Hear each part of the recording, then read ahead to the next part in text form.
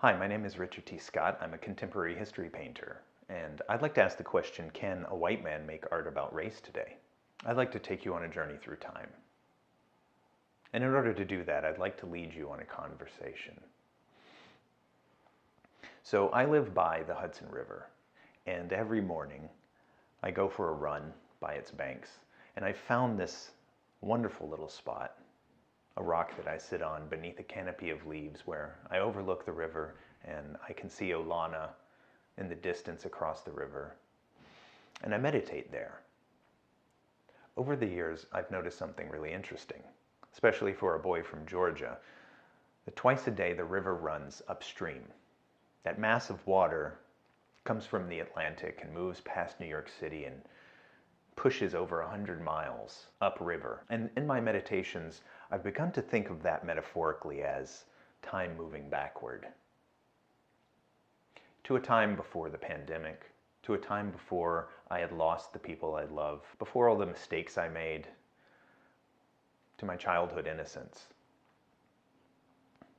And I think that sense of nostalgia that we have for the golden era of our childhood is not so much about the idea that the world was necessarily better back then, that everybody was peaceful and got along, that all of the problems were fixed.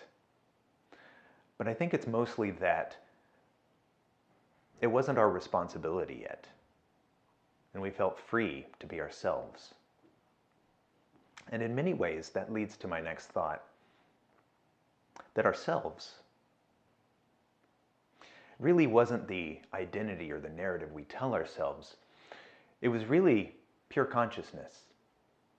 The beautiful thing about childhood is that it's a time when you don't have all of the stories of your history fighting to define who you are. And you're simply being and observing and learning. And that connects me with my thoughts on the practice of painting. Buddhism teaches us that the only true freedom is achieved through the absolution of the ego. You know, the kernels of truth shared by every major religion echo this observation. This release of self, of the need for identity, is a practice rather than a permanent state of being. This body of work, these paintings, reflect that practice as a kind of visual memoir. Each painting is an artifact of my journey of healing from trauma, and it traces my life evolution from this internal self-centered focus to the external relationship with the world and the humanity that shares so many similarities to my life experience. It's a process of developing from the subjective to the objective. Though my lens continues to distort my perception, my painting practice is the way I understand the world around me and how I try to remove that distortion to see things clearly. Quite the opposite of the modernist ideal of childlike self-absorption. It aims to reclaim humanist universals. In Western metaphysics, the pseudoscience of alchemy makes a very good analogy to the practice of painting. Because just like in alchemy, in painting, we're purifying and transmuting the prima materia, the dirt and oil pigments. We're transforming them into the illusion of form. We purify and we transmute ourselves as well into a higher state of consciousness through this practice. The direct observation of nature, of reality, is of utmost importance to this because it grounds us in the eternal moment, allowing the release of the self, and creates space for listening, observing, and learning. Over the course of many years, this practice has brought me healing and happiness. Ultimately, I ask if this path offers a practical solution to our current American identity crisis. I ask, could the individual practice of grounding in our shared objective reality, of releasing our identity and embracing our common humanity, could Could that not only be an effective approach for healing the self individually, but could it also help heal our collective traumas? So when I was in high school, I was in a race riot, and that directly relates to why I made the painting New Amsterdam. You know, as a teenager, I was quite troubled. I skipped school a lot. I was doing a lot of drugs. And, but it just so happens that that day I was in class taking a geometry test. And I remember coming out of the math room and entering into the hallway, and I heard this stampede of people in the adjoining hallway. And they were shouting. It sounded like joy. Some of them were, you know, banging on lockers, and they were running down the hall. And I saw them pass my field of vision. It was about 6 or 8 large black football players. Well, large to me. I was a small teenager at 15. And at the time, I didn't really know what was happening. In retrospect, I realized that that was the day that the O.J. Simpson verdict had come in. Just a few moments later, I heard an even louder noise. Another stampede, but this one sounded a lot more violent. I heard bodies being thrown into the lockers. I heard screams of pain. And I saw the original group of kids turn down my hallway and start running toward me. And following them were an even larger group of white football players.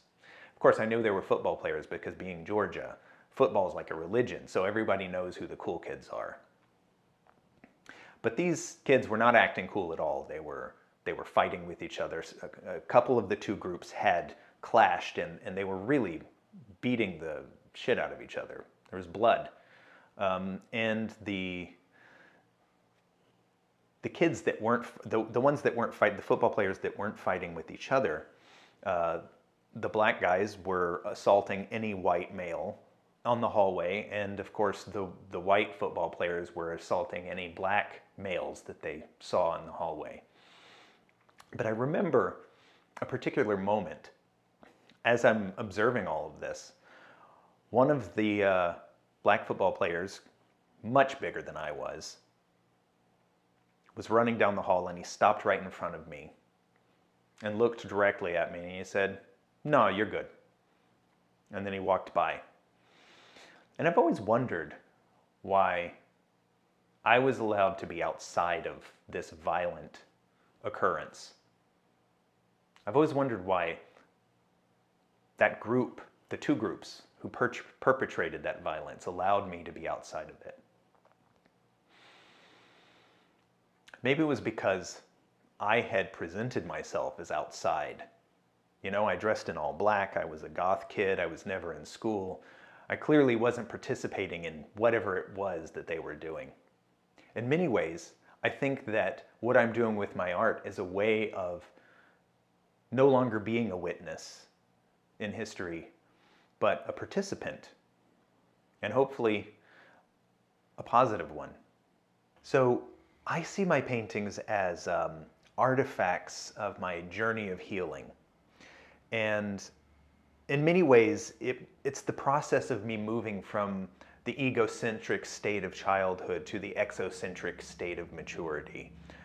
Going from, you know, being contained by my own self-perception to interacting and connecting with humanity and culture around me. And in many ways, this painting is very much about that process. You know, thinking about growing up in the South and the experiences, the observations of racism and violence that I saw, and integrating that into my own process of both healing and also seeing how that connects with the larger story of our country. So there are two main things that you need to know about this painting: the origin and the result. So let's start with the beginning. What a lot of people don't know is that when Manhattan was first colonized, it was by the Dutch West India Company, before the English really had a stronghold in North America. And what is now downtown Manhattan was built by the Dutch West India Company as a port city for trade, but they didn't build it themselves. They brought over slaves from Africa to take on most of the burden in constructing this city. And so they had a different form of slavery back then. It wasn't the same kind of chattel slavery that the atrocities of the 19th century are well known for, which is depicted in this next figure in the painting. Back then, former slaves or slaves could buy their own freedom. They could get married. They could become citizens. They could participate in politics. But at the same time, of course, you know, the fact that they were slaves in the first place is still an atrocity. The point being that what a lot of people are unaware of is that the beginning of the American economy, even before America existed, was built on the backs of slaves. And Manhattan, which became New York, at the time it was called New Amsterdam. New Amsterdam was the most important port city of North America. It became extremely rich and powerful, brought in a lot of money for the European colonies, which is why the English took it from the Dutch. And so from the very beginning, as a port city, you know, a conduit for trade from the New World to Europe, all the way up through the Industrial Revolution in the 19th century, the American economy was built on the backs of slaves, even in the North. So we fast forward a little bit to the 19th century, and this is kind of an allegory. It's not a specific person, but it's an allegory of a typical 19th century enslaved person. You can see he's got shackles around his wrists, and he's got shackles around his ankle, connecting to the final figure in the painting, which we'll get to in a moment. And as I said before, one of the greatest horrors of this time was that families were totally torn apart. People were the subject of great violence. If anyone tried to achieve their own freedom and escape, many of them were murdered, hung, put to death, or killed in even more violent ways. You know, a lot of the stories about how that I hear in the South, a lot of the stories that I heard growing up in the South about, oh, well, my ancestors had slaves, but they treated them very well. Even if that were the case, the fact of being a slave, of not having your freedom, of having your families torn apart and your children sold like cattle is deeply traumatizing, even if they did it with a smile. And so when slavery was abolished, there was a brief moment during the Reconstruction period where former slaves, you know, could learn to read. Some of them could hold public office. Some of them were allowed to. They had saved up some money, and they were able to buy land and start their own farms. And there was a moment where the democratic equality that our Declaration of Independence and our Constitution promises for us, the beautiful ideals that are the thing that make America great, had a possibility of coming to pass. But unfortunately, the North lost its political will, and they were unable to enforce these laws in the South, and so Jim Crow law was instated. And that's what this figure here represents. It's the specter of democracy. It's an ancient Greek statue that I've just used. I thought the gesture was really beautiful, and I used it as a stand-in for this symbol of democracy. And as you can see, he's transparent. He's fading away. So the next figure, of course, is me in a business suit. The reason I chose to depict myself in this painting in a business suit was that if I'm asking other people to think about their own level of privilege and their relationship to the legacy of slavery in this country, then I have to take the lead myself. I have to do it first. I have to put my money where my mouth is. And you know, after a great deal of research, I was able to dig up that one of my ancestors, Jamie Scott, held 3 slaves just before the Civil War. And, you know, I don't know if this is a good thing or a bad thing, but he was a coward and he disappeared conveniently during the war. And afterward, he came back and he was a pariah among his community. Although not for the reasons I would have hoped he would have been a pariah. That world and that community was still very deeply racist. They believed that there was a biblical argument for the separation of races. All of this that science has now taught us is absolutely untrue. There is no scientific basis for race.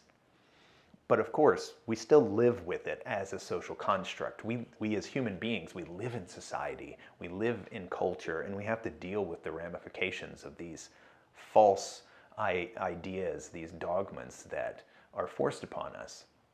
And that's very much what this painting is about. Finally, we come to the figure of the inmate in the painting. And if you'd like some more in-depth information about this, I'd like to first suggest that you read Michelle Alexander's book, The New Jim Crow, in which she makes a very compelling argument, in my opinion, that after the Civil Rights era, when legally at least, people had gained, people of color had gained equal rights in this country, mass incarceration ended up becoming a new form of racial discrimination, a new form of oppression. That's primarily based upon the 13th Amendment. It says you cannot enslave anyone or force them to labor unless they are convicted of a crime. See, there's a loophole. And so through that loophole, whether it was intended or not, the effect was that a self-perpetuating system of oppression that affected primarily people of color, but to some degree also other people who lived in poverty in certain areas. This system created a feedback loop that destroyed families, undermined whole communities' ability to get education, to get business loans, to pull themselves out of poverty. And, the kind of information that you pass on from father to son, from mother to daughter, was disrupted by this whole process that overwhelmingly affected people of color. So this is why I've depicted an inmate here as the final figure in this allegory. And as you can see, he's chained back to the 19th century slave. And I think that in order for us to move forward, we really have to address mass incarceration as it exists in this country. A large number of private prisons force people to work for pennies on the dollar in something that is, if it is not directly slavery, it is very close to slavery. The figure of the inmate here, there's no coincidence that I've depicted him being tripped by the businessman. And his hand kind of blurred in motion as reaching for liberty. In my opinion, this underlines the primary contradiction of American society today. Now, I'm not attacking American ideals. I'm not attacking what America could be or what it promises to be and what sometimes it is. I think we have made progress, and that's something to be celebrated. But pretending like everything is okay and that equality and freedom is available to all people is just deluding ourselves. And so as he reaches for freedom, he's being tripped by the businessman. Now, some could read this as an indictment of capitalism. And of course, each viewer brings their own context to the painting. But the way I intend this is not to say specifically that capitalism is inherently evil, but that the current incarnation of capitalism that we have, without restriction, without regulation, just free to do whatever they like, the kind of capitalism that is concerned much more by greed than by human welfare, is a great danger to human well-being in our society and in the world. What I'd like to do is leave you with this question.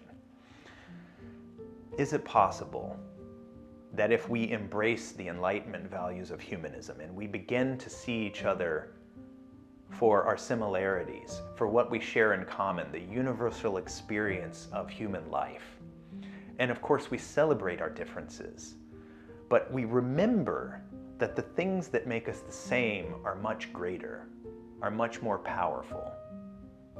And in doing so, if we can let go of our identities, let go of our egos, then perhaps we will have the space to listen, to hear each other, and maybe understand the perspectives of other people. Do you think that's possible? So thank you for joining me on this journey. If you found this stimulating, please like the video. If you'd like to see more, you can subscribe on YouTube or you can follow me on Instagram. And please share it with your friends, anybody you think who might be interested. I'd love to hear what you have to say, because this wouldn't be a conversation without you. So please share your thoughts in the comments, and I'm really looking forward to talking with you.